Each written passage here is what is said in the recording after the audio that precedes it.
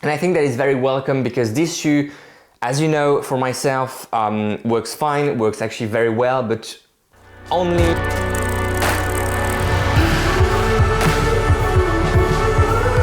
Hey everyone, and welcome back on the channel. My name is Alex, and in today's video we are discussing the brand new, or at least just announced, Asics Metaspeed Plus line, which is succeeding to the Metaspeed Sky and Metaspeed Edge V1 first versions released last year.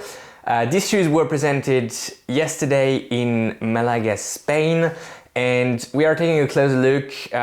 If you want to read the review article, or at least the first analysis article, it's available on the website metaendurance.com, and I will put the link in the description. Also, if you missed it, yesterday I announced a giveaway.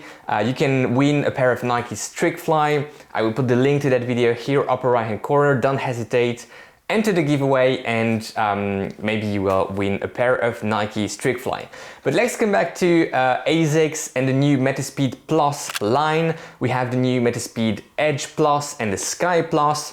The two shoes are, if you forgot since last year, dedicated to two different groups of runners: stride runners and cadence runners.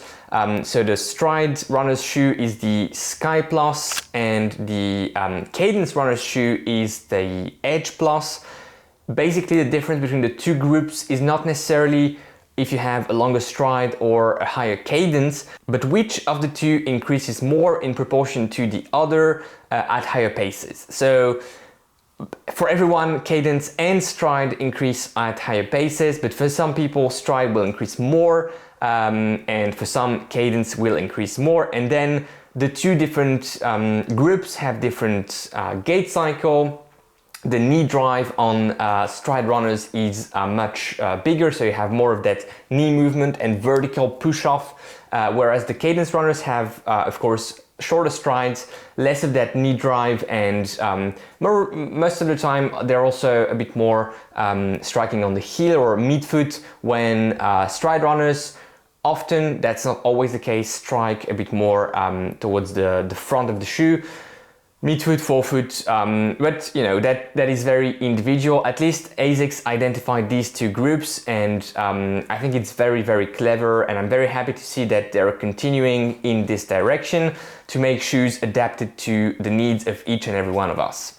So Sky Plus, Edge Plus, what is new on these shoes?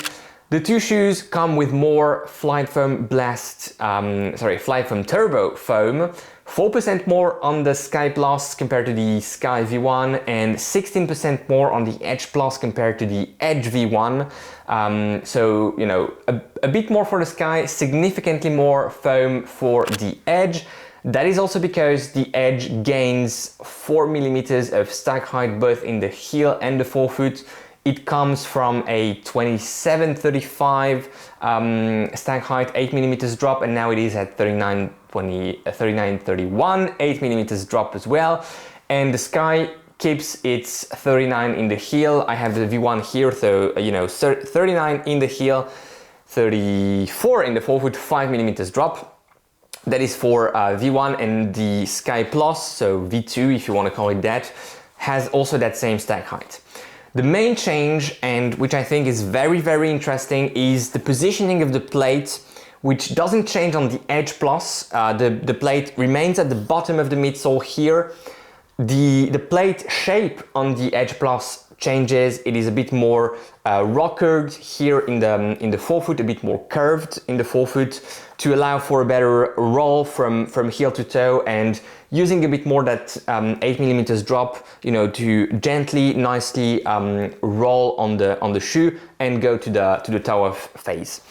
So that is for the Edge Plus. The positioning of the plate changes on the Sky Plus. It comes from this sort of central lower positioning on V1, and now the plate will be at the top of the midsole, right here, right underneath the feet. And that is to allow for more foam compression below that plate, so a bit more cushioning, a bit more bounce feeling. And I think that is very welcome because this shoe, as you know, for myself, works fine, works actually very well, but only or mostly at 5K, 10K paces. And that is because, first of all, the plate is quite rigid, but also because I don't have that foam compression that would make the plate a bit less rigid, a bit more forgiving. And I think having that new positioning is very clever.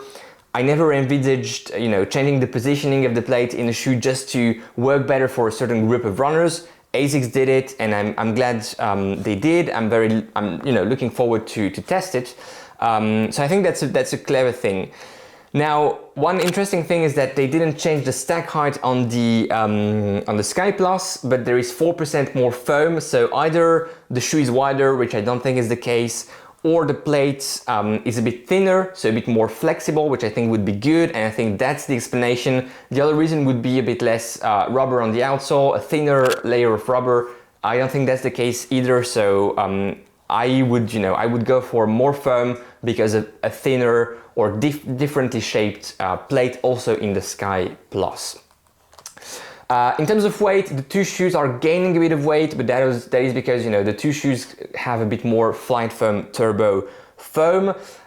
So the Sky Plus goes 13 more grams. That's in US size 9. My US 11 was 213, so I would expect to have the Sky Plus around 230, somewhere there, 255 to 30. That's still very competitive in terms of weight. And again, weight is a factor, but it's not the main thing here to look at. The Edge Plus, of course, gains a bit more weight. It gains 28 grams, 1 full ounce, coming from 182 grams to 210 in US size 9. So 210 for the Edge Plus to 205 for the Sky Plus.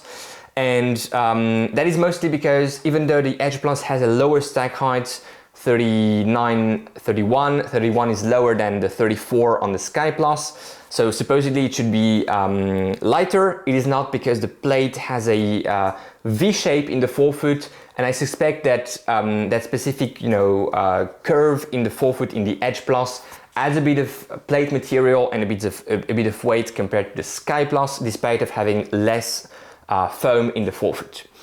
The two shoes will be available in June. I heard June 14, but we'll need to confirm this at €250, $250, same price point as the Metaspeed Sky V1, Edge V1.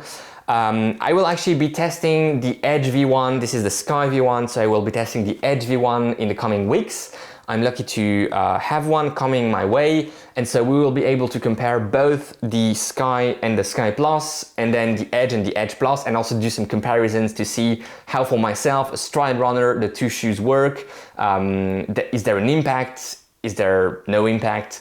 What are the differences in terms of metrics, pronation, pounding, and so on? We will do all of that on the channel, so stay tuned.